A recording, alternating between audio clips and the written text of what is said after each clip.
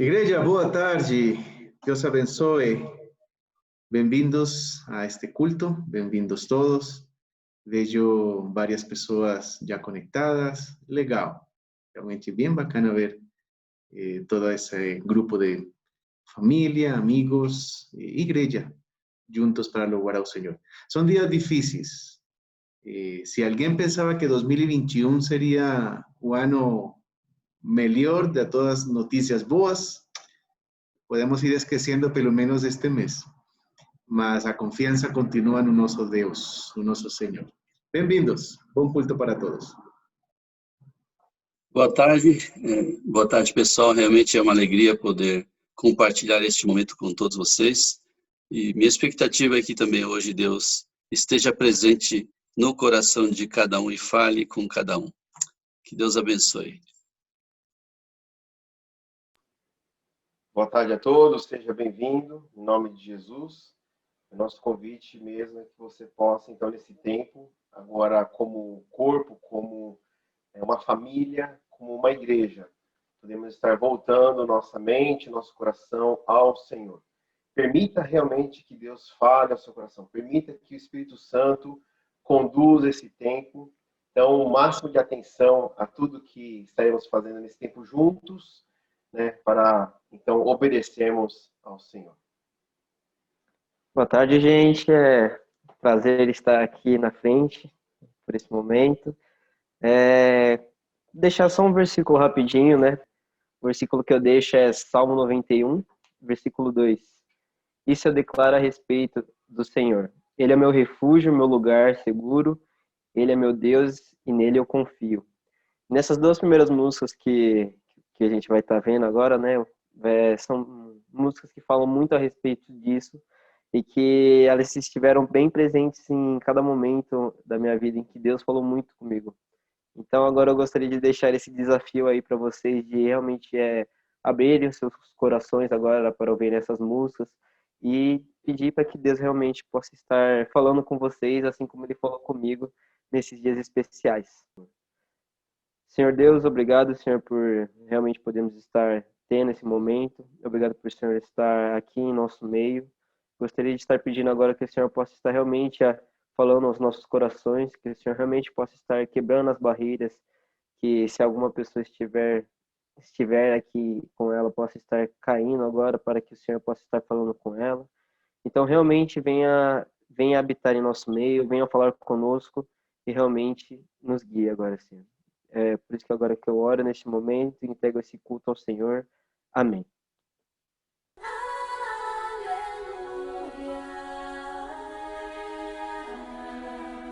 Boa tarde a todos mais uma vez. O tema da mensagem de hoje é o poder da cruz.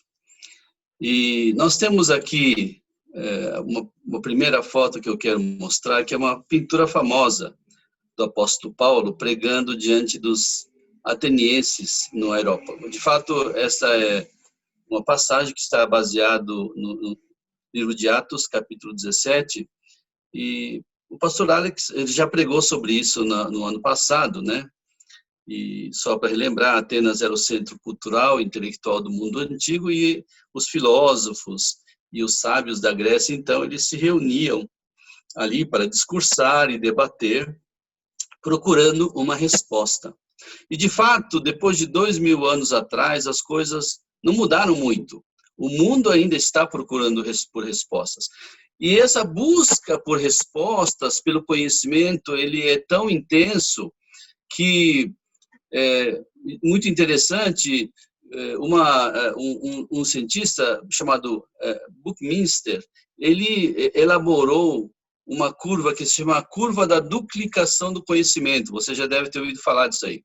Então, ele calculou que até mais ou menos 1900, o conhecimento humano ele duplicava de tamanho a cada século, 100 anos. Na época da Segunda Guerra Mundial, demorava 25 anos para o conhecimento duplicar, né? Então, 25 anos.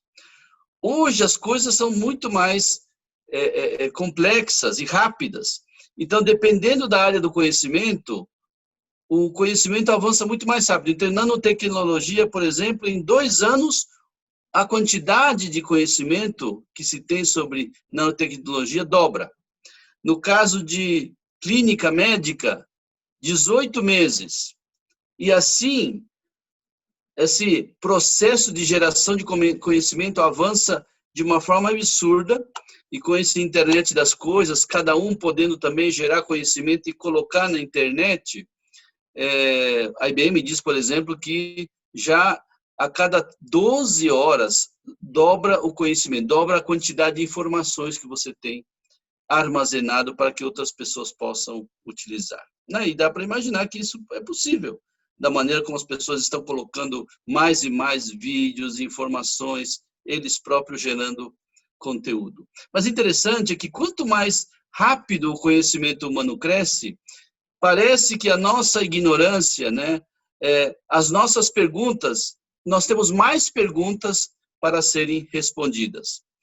Interessante também, existe um outro conceito muito interessante que se chama risco existencial da inteligência artificial geral. Isso daí, a ideia é o seguinte, é que com esse conhecimento cada vez maior sendo acumulado, e isso sendo processado por meio de algoritmos, de computadores que são cada vez mais autônomos e inteligentes, vai acontecer que cada vez mais os robôs ou os computadores, eles vão ter capacidade de decidir e fazer as coisas melhor do que o ser humano. Em outras palavras, isso pode resultar até na extinção da raça humana, ou uma catástrofe global. Por quê? Porque é o argumento que a espécie humana atualmente domina outras espécies, porque o cérebro humano tem algumas capacidades que esses animais não possuem. Se a inteligência artificial ultrapassar a humanidade em inteligência, eles podem se tornar superinteligentes. Quer dizer, isso tudo, obviamente, são teorias, são pessoas que estão vendo o desenvolvimento das coisas e estão temendo pela humanidade. Então, de repente, a ciência avança, temos mais conhecimento e queremos que a vida melhore, mas a vida não melhora para muitas pessoas.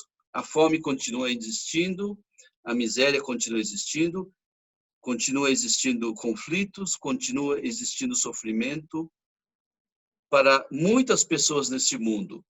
O fato de o mundo evoluir, entre aspas, não está trazendo o benefício. Nós podemos ver isso também no mundo político, nesses conflitos que estão se tornando cada vez piores, né? Haja vista, por exemplo, o que tem acontecido nos Estados Unidos, quer dizer, um país como os Estados Unidos, que é o berço da democracia moderna, pelo menos, o berço da democracia realmente é a Grécia, e nós podemos ver que também ali, assim como em outros lugares, existem conflitos, existem um choque de visão, e ao invés desse choque de visão produzir diálogo, como os gregos faziam, né, lá no Areópago, eles, em vez de criarem o diálogo, eles estão criando conflito. E diante de um mundo tão complexo, existe também um outro fenômeno, que é o chamado escapismo. De repente, as pessoas estão dando as costas para o mundo, para a realidade, e estão vivendo num mundo à parte. Eles estão se recolhendo para o mundo à parte. Ou ele cria um mundo físico à parte, não se relaciona com outras pessoas, isso acontece em vários países desenvolvidos, por exemplo, no Japão, que a gente conhece bastante, lá existem vários jovens que simplesmente não saem do seu quarto, não vai para a escola, não trabalha, não faz nada, fica ali no quarto, imerso no seu mundo, porque ele não tem capacidade emocional para poder lidar com um mundo tão complexo. Quer dizer, para onde caminha a humanidade?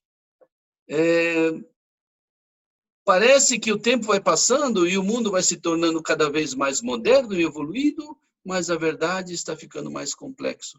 Por exemplo, mesmo essa pandemia que nós estamos vivendo hoje, ela se tornou uma pandemia global por causa da conectividade, porque as pessoas viajam de avião. E essas viagens de avião levam o vírus para diferentes lugares muito rapidamente, e assim você tem uma pandemia no nível global, muito rápido.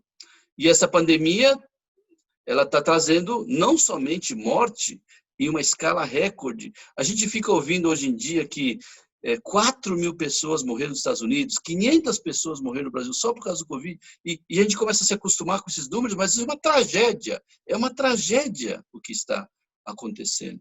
E as pessoas também sentem isso.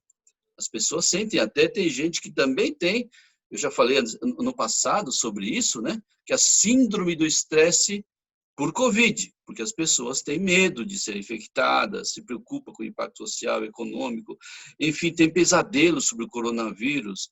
E essa ansiedade, ela está também tomando conta das pessoas.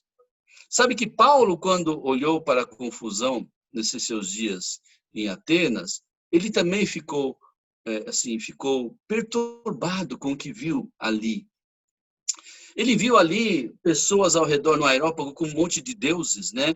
E buscando, debatendo, e ali ele sabia que não estava a resposta. Então, alguns dos filósofos vieram e disseram: Paulo, temos ouvido falar de você, gostaríamos de ouvir mais. Que tal ir ao Areópago, né? Que a colina de Marte, o campo de Marte, e dar uma palestra sobre isso.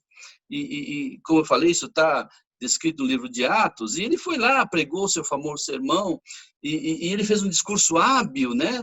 E tentou realmente mostrar para os atenienses que eles estavam errados. Ele tentou criar um vínculo dizendo que eles eram religiosos, mas eles estavam indo na direção errada, e Paulo se oferece para apresentar o Deus desconhecido, que os seus ouvintes adoravam sem conhecer. Essa é a história. Então, tem um Deus desconhecido. Está vendo aquele Deus desconhecido ali, ó, que vocês adoram? Esse é o Deus que eu quero apresentar. E ele, então, não falou sobre Jesus, mas ele apresentou esse Deus desconhecido.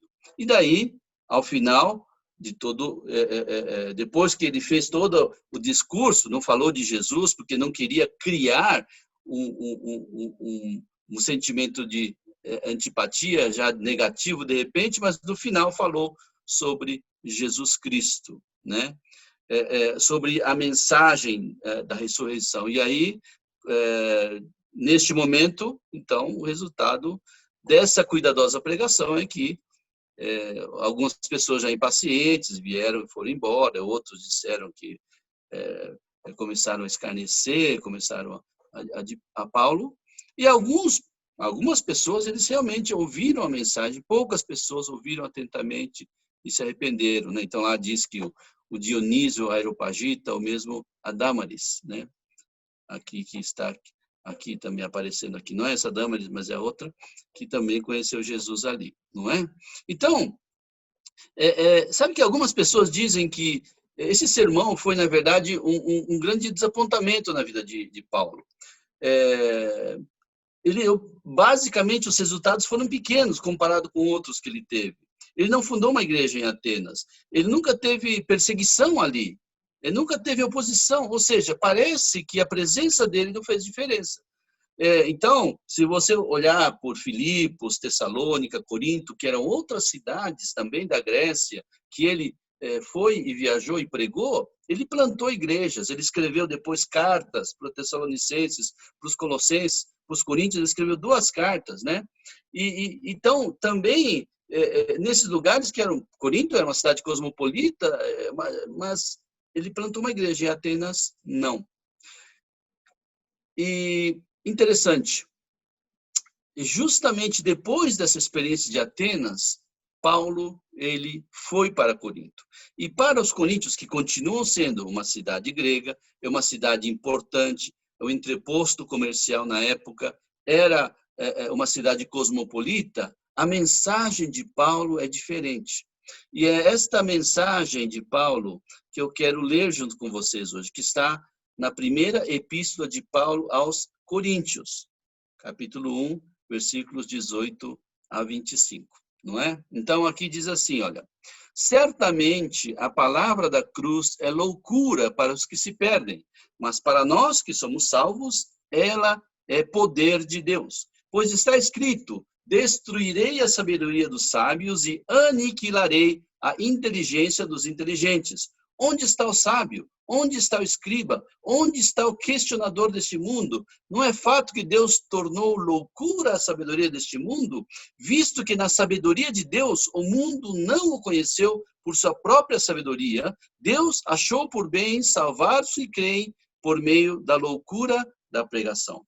Porque os judeus pedem sinais e os gregos buscam sabedoria. Mas nós pregamos o Cristo crucificado, escândalo para os judeus. Por favor, a próxima. Escândalo para os judeus, loucura para os gentios, mas para os que foram chamados, tanto judeus como gregos, Cristo é o poder de Deus e a sabedoria de Deus, porque a loucura de Deus é mais sábia do que a sabedoria humana e a fraqueza de Deus é mais forte do que a força humana. É muito interessante esse contexto histórico, né, de Paulo saindo daquele meio do Areópago cheio de deuses, indo para Corinto também cheio de deuses, mas ali a mensagem dele é muito mais centrada, direta e certeira. Paulo está dizendo aqui, olha, as religiões não são iguais, os deuses não, essa coisa de existirem vários deuses e todos os deuses levam, ou todos os caminhos levam ao Deus, ou a algum Deus, ou a diferentes deuses que habitam este mundo, isso Paulo está dizendo, ele é falso. Existia aquele panteísmo, existiam os panteões dos deuses gregos, né? Os 12 deuses do Olimpo, vocês já ouviram falar de vários deles, Poseidon, Atena, Apolo, Artemis, são nomes dos deuses, que também existe a versão romana, né? Saturno, Plutão, Netuno, Ceres, tudo isso são deuses, tanto do panteão grego quanto do romano, que eles criam, e acreditavam que cada um deles cuidava de uma parte da natureza. No shintoísmo japonês é pior. Lá disse que existem 8 milhões, né? 8 milhões de deuses. Na Índia também, se você vai para cada cidade, tem vários deuses. Enfim, então, você tem, na verdade, assim, deuses para tudo. Deuses que resolvem diferentes problemas. E até esse tipo de conceito, ele foi incorporado até pela própria Igreja Católica, que nos santos também, e isso é realmente um desvio, né? Que é próprio de alguns países, do Brasil, por exemplo, né? De que você achar que santo não sei o quê é o santo casamenteiro, e santo disso, santo daquilo, são desvios. Nada disso está na Bíblia. Nada disso está na Bíblia, mas a necessidade das pessoas terem deuses para que resolvam os nossos problemas, ou para que deixe a gente fazer o que quer, ou que, de alguma forma, não só resolve os nossos problemas, mas como satisfaz as nossas necessidades ou a busca do prazer, né? Quer dizer, então, no fundo, ali, a divindade faz parte desta visão das pessoas, bastante utilitarista, ou seja, você está ali e busca satisfazer as suas necessidades com o seu Deus também. E assim é o homem moderno. E sabe que interessante que Paulo, na sua carta a Timóteo, ele já previu isto, né? E ele disse, então, na segunda epístola de Paulo a Timóteo, no capítulo 4, versículos 3 e 4, diz assim, pois virá o tempo em que não suportarão a sã doutrina. Pelo contrário, se rodearão de mestres segundo as suas próprias cobiças, como que sentindo coceira nos ouvidos. Eles se recusarão a dar ouvidos à verdade, entregando-se às fábulas. Ou seja, aqui está, Paulo está dizendo claramente, olha, as pessoas não terão vontade eles não suportarão a sã doutrina. Eles vão buscar aquilo, as fábulas, né, que vão satisfazer as suas próprias cobiças. E isso era assim 2000 anos atrás e continua sendo verdade até hoje.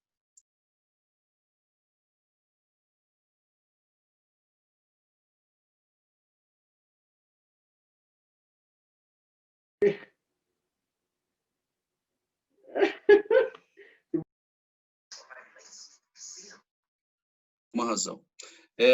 Ao invés de ser uma influência transformadora, Até os cristãos também acabam, então, sendo influenciados por este mundo e por esses valores, e acabam se tornando instrumentos, inclusive. Hoje em dia, na política, os evangélicos são instrumentos dos poderosos, instrumentos dos políticos, lá nos Estados Unidos, aqui no Brasil e outros lugares. Quer dizer, é uma verdadeira, é uma coisa que faz com que esse grande contingente, milhões de pessoas, dos chamados evangélicos, sendo usados para outra finalidade, por homens, pelo poder, e não sendo instrumentos de Deus para transformação. Bem, sabe o que está faltando em tudo isso?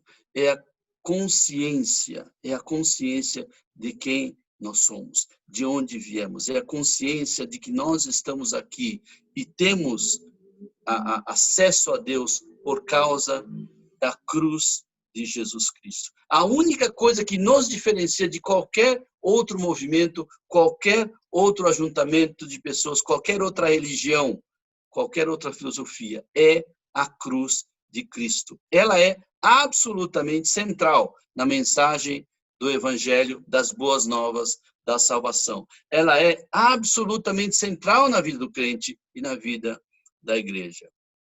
Então, quando os seguidores de Cristo começam a pregar a cruz de Cristo, eles encontraram oposição. Isso foi na história da igreja também. Então, se você olhar, por exemplo, quando os discípulos foram para Éfeso e ali, então, eles libertaram pessoas de influências de espíritos imundos, pronto. Já aqueles que estavam negociando e ganhando dinheiro com isso foram e perseguiram os apóstolos. Estevão, ele foi martirizado e morto. Inclusive, Paulo nem era apóstolo ainda, ele era um dos perseguidores, justamente por quê? Porque ali estava sendo pregado o evangelho verdadeiro que levava à salvação, não uma religião que estava envolto em formas, né? Paulo, depois que se converteu, depois que teve encontro com Jesus, foi transformado, ele também foi apedrejado e condenado à morte. Meus queridos irmãos, hoje, também, no século XX, nós temos 70 milhões de pessoas que morrem por causa de perseguição religiosa. E a grande parte deles são cristãos. Existem pessoas de outras religiões também que são perseguidas e sofrem e acabam e morrem também.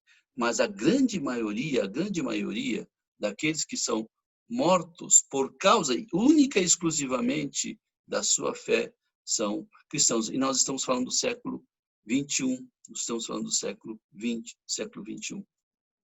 Então, neste contexto, pregar a cruz de Cristo, ele implica enfrentar oposição e enfrentar dificuldades.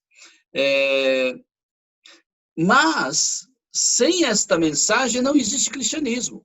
Sem essa mensagem, não existe salvação. Sem essa mensagem, não existe a vida eterna, né?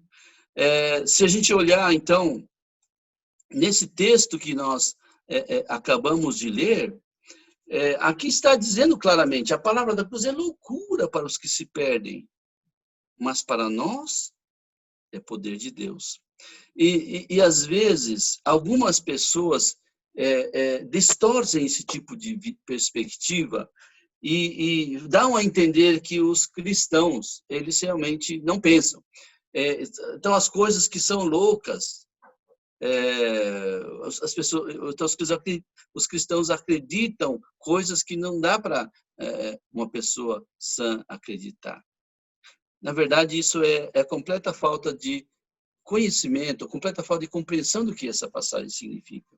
Essa passagem significa não que nós cremos nas coisas loucas, pelo contrário, é que o conhecimento de Deus, ele é tão sublime que aos olhos do ser humano, ela parece loucura, parece incompreensível. Mas, de fato, se você olhar a história do desenvolvimento do pensamento, da filosofia, você vai ver que o cristianismo, de fato, apesar de ele não ser uma proposta filosófica, ele influenciou a filosofia. O cristianismo, apesar de não ser uma proposta para a sociedade, ele influencia a sociedade para o bem, né? Mas a mensagem central de tudo isso é a cruz de Cristo. E por que a cruz de Cristo? Porque é a cruz de Cristo que nos leva à reconciliação com Deus. Nós éramos inimigos de Deus, mas a cruz de Cristo nos fez com que pudéssemos ter paz com Deus, não é? Então, você passar de ser inimigo, de você passar de não compreender, você passar de perseguir o perseguidor àquele que realmente crê, é um passo muito grande. Em Filipenses capítulo 3, versículo 18, né? Está escrito assim, pois muitos andam entre nós, dos quais repetidas vezes eu lhes digo, e agora digo até chorando, que são inimigos da cruz de Cristo. De novo, isso há 2000 anos atrás era verdade, ao longo da história da humanidade é verdade, e isso é verdade hoje também. Por quê? Porque a cruz de Cristo, ela parece muito radical. A cruz de Cristo parece que faz com que os cristãos se descolem do pensamento vigente neste mundo. E é muito fácil, e hoje realmente existe ali uma tentativa de fazer com que os cristãos eles sejam incluídos, ou o cristianismo seja incluído dentro desses movimentos radicais, pensando, você está vendo, os cristãos são radicais e eles fazem coisas radicais, loucuras, e invadem coisas. Para a cabeça das pessoas ali, essas coisas estão começando a ficar tudo meio embaralhado. E esse é o discurso que as pessoas... Por quê? Porque, de repente, a igreja, ao invés de ser um instrumento para pregar o evangelho, está sendo um instrumento político em muitos lugares. Porque a igreja começou a ter poder. Mas, enfim, uma coisa que torna o cristianismo impopular é que ele diz que existe um único caminho, e esse caminho é Jesus Cristo. Mas ela é baseada na palavra de Deus, assim como está escrito aí, no Evangelho de João. Eu sou o caminho, a verdade e a vida, ninguém vem ao Pai senão por mim. Você sabe que a primeira vez que eu ouvi esse texto bíblico foi quando eu visitei a igreja, uma igreja aliança, a igreja aliança de Rude Ramos, né? De fato, eu conheci a Mami nessa igreja. Bom, eu fui nessa igreja, a convite do pastor Tocho, que era meu amigo, que estamos junto no colégio, e a gente estudou esse texto. E eu estava na faculdade, estava fazendo o primeiro ano da faculdade, e é interessante, esse texto é muito radical, eu sou o caminho, a verdade e a vida, ninguém vem ao Pai senão por mim, eu já caí matando. Eu falei, não, isso aí é uma loucura. Como é que você estuda uma coisa dessa? Como é que você pode acreditar que existe só um caminho? Se existem tantas religiões boas, se existem tantos ensinamentos bons em tantas religiões, por que você vai dizer que só existe um caminho? Sabe? Realmente, isso me incomodou tremendamente. Mas, muito interessante, as pessoas, apesar de falarem uma coisa tão radical, acho que eles naquela época, os jovens que estavam ali, eles já tinham crescido na igreja, acho que eles não achavam aquilo era radical, aquilo era normal para eles. Mas para quem está de fora, aquilo é muito radical. E para quem ouve isso, é radical, porque é muito exclusivista. As pessoas não gostam de coisas exclusivistas, não gostam, eles querem, é tudo relativo, tudo esse existencialismo que domina o pensamento hoje, né? Desde o século passado, já com Sartre e outros, mas também essa capacidade, esse entendimento de que as pessoas, cada um pode ter a sua própria maneira de pensar e tudo mais, faz com que as pessoas se tornem relativistas, cada um feliz, cada um faz as coisas que quer, e então você tem, quando traz uma mensagem da cruz tão exclusiva, dizendo, este é o caminho, é o único caminho, as pessoas já ficam incomodadas e se torna uma mensagem impopular. E por isso são perseguidos os pregadores, aqueles que trazem a mensagem da cruz. elas são perseguidas. Mas essa cruz, ela é poderosa e ela realmente tem o poder. Vamos dar uma lida em Efésios capítulo 2, entre os versículos 12 a 22, eu selecionei algumas passagens, né? Então, começando no versículo 12, assim: naquele tempo vocês estavam sem Cristo, separados da comunidade de Israel e estranhos às alianças da promessa, não tendo esperança e sem Deus no mundo. Nós estamos separados de Deus. Mas agora em Cristo Jesus, vocês que estavam antes longe foram aproximados pelo sangue de Cristo, porque Ele é a nossa paz. Ou seja, Ele quebrou aquela parede que existia entre o homem e Deus, porque enquanto o homem, ele era dono de si mesmo, como o primeiro homem, ele decidiu: eu quero ser dono de si mesmo, eu quero decidir sobre a minha vida, eu quero dar as costas para Deus. Ele criou um abismo, ele criou um obstáculo entre o homem e Deus. Isso se chama pecado. E o sangue de Jesus Cristo, ele foi derramado justamente para que nós não precisássemos pagar por este pecado, por essa rebelião. E Jesus fez isso por nós. E por isso que ele diz, né? Porque por meio dele, ambos temos acesso ao Pai em um só Espírito. Assim vocês não são mais estrangeiros e peregrinos, não somos abandonados, mas concidadãos dos santos e membros da família de Deus. Nós nos tornamos membros da família de Deus, porque Jesus Cristo e a cruz de Cristo criou este caminho. Ele fez com que esse obstáculo, esse grande vale que existia, ele pudesse ser preenchida, né? Então, essa cruz de Cristo é o instrumento que traz paz à alma e ao espírito humano. A cruz de Cristo é o poder que destrói a obra do pecado, porque nossos pecados foram pregados ali na cruz, né? Olha só que interessante o que diz Colossenses capítulo 2, versículos 14 e 15. Cancelando o escrito da dívida que era contra nós e que constava de ordenança, o qual era prejudicial, removeu inteiramente, cravando-a na cruz. Então ele estava falando que aquela dívida que nós tínhamos, aquela dívida que impedia que nós pudéssemos viver com Deus, nos aproximar de Deus, que era o pecado, ele pegou e cravou na cruz. Está dizendo, olha, ele cancelou a dívida. É como se nós tivéssemos uma dívida e Deus falou: agora Jesus Cristo pagou essa dívida. Ele cravou. E aí, despojando, né, os principados e potestades, os espíritos malignos, publicamente os expôs ao desprezo, triunfando sobre eles na cruz. Então, tudo que era maligno, ele foi derrotado na cruz de Cristo. Então, esta mensagem da cruz é a mensagem da reconciliação, da paz com Deus, é do Espírito de Deus vindo sobre nós, é de nós experimentarmos dia a dia a presença de Deus em nossas vidas. É a cruz de Cristo que nos torna parte da igreja, é a cruz de Cristo que está no centro da igreja de Jesus. Então, se nós queremos alcançar o mundo, alcançar para que as pessoas possam ter paz, possam ter a resposta às suas perguntas, essa busca frenética pelo conhecimento, pelas respostas, as respostas da mente, as respostas da alma. E você pode ver, esta é a busca das pessoas. Elas estão buscando. Por quê? Porque isso faz parte da imagem e semelhança de Deus, que foi colocado em nós. Nós somos feitos criatura de Deus, imagem e semelhança de Deus. Nós somos feitos para poder ter um relacionamento com Deus, com o ser divino, criador dos céus e da terra. Nós precisamos experimentar este Deus em nossas vidas.